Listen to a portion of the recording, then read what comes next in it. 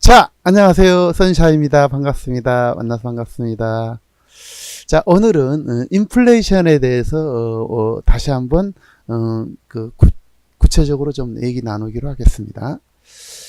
인플레이션. 인플레이션 하면 여러분 뭐가 제일 먼저 생각나는가요? 인플레이션.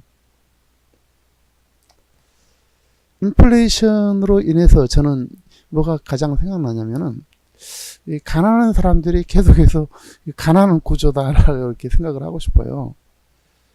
사실 그 인플레이션 어디서 비롯됐냐면 우리가 이게 지폐 화폐를 사용하면서부터 비롯됐습니다. 이게 왜 그러냐면 자, 그 전에는 이게 이제 가치 있는 것이 화폐 자체가 화폐였었거든요.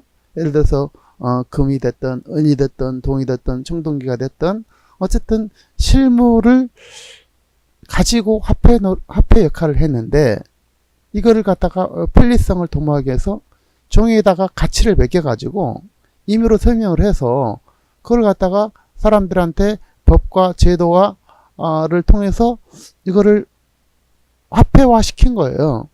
그래서 거기에 이제 권위가 부여되고 사람에 대한 믿음이 이게 더해져 가지고 화폐로서 역할을 하게 되는데 그것이 화폐가 신뢰가 딱 무너지는 순간 이게 종이짝에 지나지 않죠. 이게 그렇게 되죠. 그런데 왜 이렇게 화폐의 가치가 계속해서 하락하는 인플레이션이 되느냐? 이제 경제를 활성화한다든지, 뭐 인건비를 올려준다든지 이런 것 때문에 계속해서 화폐를 구조적으로 찍어내지 않을 수가 없어요. 더 계속해서 그래서 시간이 흐를수록 당연히 화폐는 가치가 떨어지게 되고 이제 무한적으로 찍어내기 때문에 그 정치적 이유로 또 경제적 이유로 여러 가지 이유로 인해서 집권자들이 이거를 찍어내게 됩니다. 세상을 이끈 그룹은 세 그룹이 있죠. 세 그룹. 자, 첫 번째 가장 큰 그룹이 뭐냐면 자본가입니다. 자본가는 세상을 만들어가는 거거든요. 예나 지금이나 앞으로나 변함없이 자본가는 항상 승자에 입지해 있어요. 승자에. 자, 그 다음에 이제 누가 있냐면 정치적 리더가 있습니다. 정치가들은 세상을 또, 요즘은 이제 민주주의에서 선거를 통해서, 옛날에는 이제 힘을 통해서 이렇게 했지만, 통해서 정치를 장악하죠. 그래서 그들이 세상을 또 이끌어 갑니다. 그거를 또 뒷받침하는 것이 바로 이제 지식계층이죠. 세 그룹들이 이제 세상을 이끌어 가게 되는데 그들에게 늘 유리한 구조로 인플레이션이 작용하게 됩니다. 자, 일반 소시민들은 이제 그 주머니가 늘 얕죠. 그렇기 때문에 실물 자산을 이렇게 획득할 만한 여지가 별로 없어요. 그래서 인플레가 되면 그대로 피해를 받게 되는 것이 일반 소시민들입니다. 자, 우리 소시민에서 앞으로 이제 자본가로 가기 위해서 가장 중요한 어떤 경제 흐름을 우리가 이해를 하자는 것이 인플레이션을 이해하자는 거예요. 그래서 일단은 제 전략은 이렇게 말씀드리고 싶어요. 우리 소시민이나 급여 소득자도 부자가 될 수 있는 길은 사실 있습니다. 본인의 노력에 따라서 다양한 길이 있지만 대표적으로 일반 소시민들이 이제 갈 수 있는 가장 확실한 길은 짧은 기간 안에 집중적으로 이 자본을 모아야 되는 거죠. 작든 크든 그거를 모아가지고 이거를 실물 자산 쪽으로 옮기는 역할들을 해야 된다 이거죠. 네. 그래서 뭐 이렇게 매일 벌어서 그냥 쓰고 마는 그런 어떤 요즘 젊은이들처럼 하는 것은 모르겠어요. 그건 나름대로 의미는 있다고 봐요. 저도 이렇게 생각해 보면은 그 젊은 날에 그때를 놀고 즐기고 이런 거를 잘 못했기 때문에 그 점은 저도 반성하고 있지만은 그런 것은 기본적으로 하되 항상 경제적인 것은 오늘 다 써버리고 내일 또 벌고 이런 식으로 구조를 가가지고는 다음에 나이 먹어서 눈물을 흘리게 되고 영원히 자기 가문을 일으킬 수 있는 방법이 없어요. 그래서 희생이 좀 따르더라도 짧은 시간 안에 집중적으로 자본을 모아가지고 소득의 어떤 최소한 50% 이상을 모아가지고 6개월 내지 한 1년 단위로 짧게 모아가지고 그거를 자본 예를 들어서 실물 자산 쪽으로 옮기자는 거죠. 대표적인 것이 이제 금이 될 수가 있겠고, 뭐 주식이 될 수가 있겠고, 뭐 저는 주식을 그렇게 권면하지는 않습니다만, 뭐 이렇게 안전한 또 이렇게 그 요즘은 여러 가지 펀드 형태의 그 주식도 있고, 그래서 분산 투자하고 소액 가지고도 할 수 있는 방법도 있고, 그러니까 그것이 자기한테 맞다 그러면은 작은 금액은 해도 괜찮다고 저는 생각해요. 자, 어쨌든 그 부동산 쪽이 됐던, 그래서 이런 쪽에 실물 자산을 우리가 갖자는 거죠. 특히 부동산 같은 경우는 이제 통상 생각하기에 아주 큰 금액이 있어야 된다고 생각하거든요. 아주 큰 금액. 사실 그렇지 않습니다.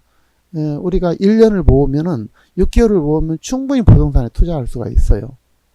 충분히 그거는 기초 자금으로 가능합니다. 그래서 그때부터 지속적으로 부동산 쪽에 관심을 갖고 실물 자산 쪽에 간다 그러면은 처음에는 이게 이제 미비하지만은 불과 몇 년을 이런 식으로 이게 누적해 가다 보면은 자기가 어느덧 자본가로 형성될 수가 있다는 얘기죠. 그런 것을 모르고 그냥 지나치고 그 시절을 즐기기만 한다 하면은 이제 영원히 이 자본가로 등극하기가 어렵다는 얘기예요. 그래서 세상에는 항상 가장 첨단에 있는 사람들이 자본가였어요. 자본가들은 정치가 바뀌든 세월이 바뀌든 어떤 제도가 들어오더라도 항상 거기에 최선봉에 있는 거거든요. 그들에 의해서 모든 것들이 그들의 편리에 따라서 이게 법과 제도와 어떤 시스템들이 만들어지죠. 그래서 그런 것들을 우리가 잘 인지를 하고 항상 이렇게 이제 소시민으로 살아갈 것이 아니라 그런 어떤 자본가로서 이렇게 역할을 하기 위해서 우리가 인플레이션이라는 어떤 그 거대한 괴물 앞에서 그거를 뛰어넘는 전략을 우리가 갖자는 거죠. 인플레이션. 정말 우리가 알게 모르게 우리는 정말 인식하지 못하는 상태에서 그냥 우리 재산을 그냥 갉아먹게 되고 맨 처음에 못 느끼지만 불과 몇 년 사이에 내 재산, 내 현금이 반토막 나 있고 그렇죠. 그래서 현금 위주로 가가지고는 늘 어떤 가난에 시달릴 수밖에 없어요. 왜? 불과 5년, 10년 후에는 그거 반토막 나 있거나 3분의 1밖에 안 되기 때문에 그렇죠. 내가 가지고 있는 자산이. 그래서 인플레이션이라는 우리 괴물을 까부시기 위해서 우리가 이제 좀 더 실물 자산에 관심을 갖고 또 부동산 쪽에도 관심을 갖고 그래서 많은 어떤 돈이 투자된 게 아니라고 제가 거듭 말씀드렸어요. 그래서 이게 그 인구가 집중되는 또 직장이 있는 그런 것에 작은 것이라도 좋으니까 그런 곳에다 투자를 해서 또 개발 후보지라든지 또 개발이 확정된 곳 그것도 그런 곳에 우리가 이제 항상 자본이 모여듭니다. 자본이 모이든 사람이 모이든 곳이 자본이 모여들고 자본이 모여들어서 또 다시 부를 형성하고 이런 이제 반복적인 것인데 그쪽에 우리가 관심을 가지면은 얼마든지 우리가 자본가로서 이렇게 진출할 수가 있다는 얘기죠. 그래서 오늘은 좀 그 우리가 그 막연하게 흘려보내서 시간 속에서 느끼지 못하, 그러니까 지금 당장에는 체감하지 못하지만은 시간 속에서 우리 모든 것을 결정 지우는, 운명 지우는 인플레이션에 대해서 우리가 깨닫고 그 깨달음을 단순하게 머리에만 있는 것이 아니라 가슴에만 있는 것이 아니라 이것을 행동으로 옮겨야 됩니다. 행동. 이것이 가장 중요해요. 누구든지 그런 생각을 가질 수가 있거든요. 아, 인플레이션 되지. 가격이 올랐지. 이런 생각은 누구든지 갖거든요. 근데 이것을 구체적으로 내가 깨닫고 그거를 구체적으로 행동으로 옮기는 것이 가장 중요한 이슈예요. 그래서 그것을 내가 인지를 하고 있어도 머리에 인지를 하고 있어도 이걸 행동으로 옮기지 못한다 그러면은 사실 아무런 의미가 없습니다. 차라리 이 시간에 가서 그냥 노래방 가서 놀고 즐기는 게 훨씬 더 좋습니다. 예. 차라리 그런 관심을 안 가진 게 나아요. 그래서 가장 중요한 것은 머릿속에 있는 지식을 우리가 바로 행동에 옮기자는 거죠.